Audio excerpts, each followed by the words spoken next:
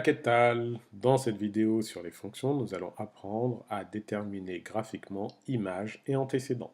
Commençons par la lecture graphique d'image. Pour déterminer graphiquement l'image d'un réel A par une fonction f donnée, on suit les étapes suivantes. Première étape, on place A sur l'axe des abscisses. Pourquoi placer A sur l'axe des abscisses? Eh bien, parce que nous cherchons une image, donc ça veut dire que A est un antécédent, donc situé sur l'axe des abscisses. Une fois que cela est fait, on trace la droite parallèle à l'axe des ordonnées passant par le point de coordonnées A0. On repère le point d'intersection entre CF et la droite que nous avons tracée juste auparavant, puis on finit en lisant l'ordonnée du point d'intersection. Appliquons cela sur la fonction qui est représentée ici. Nous allons déterminer graphiquement l'image de -2 par f.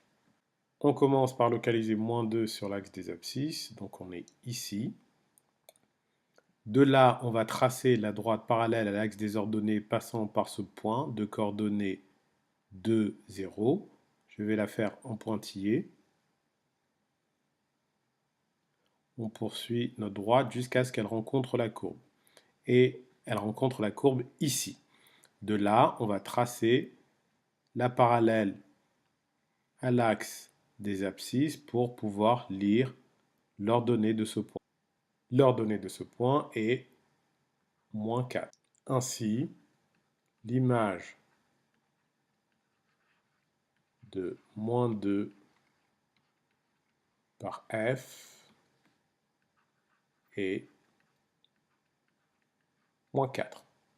Voyons à présent ce qu'il en est pour la lecture graphique d'antécédents. Pour déterminer graphiquement les antécédents d'un réel B par une fonction donnée, la démarche est similaire à celle que nous avons appliquée pour la recherche d'images.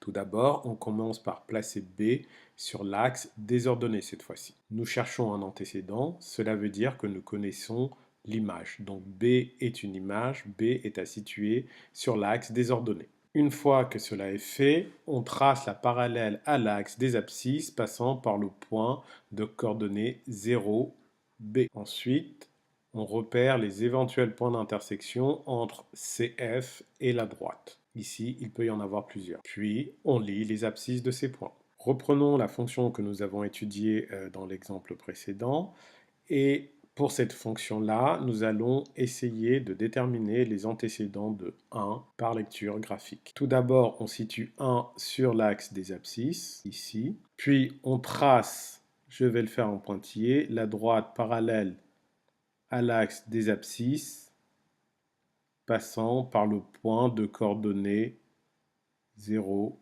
1.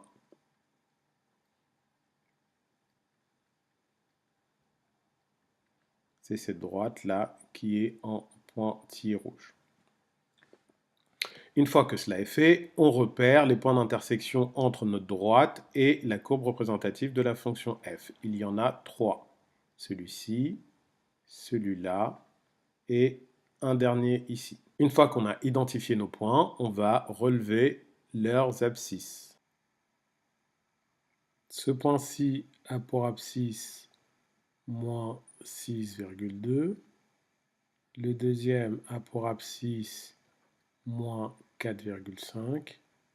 Et le dernier a pour abscisse 1,5. Ainsi, les antécédents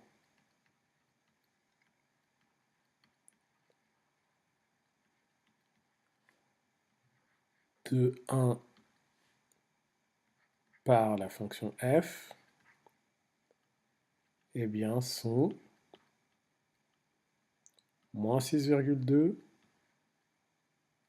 moins 4,5 et 1,5.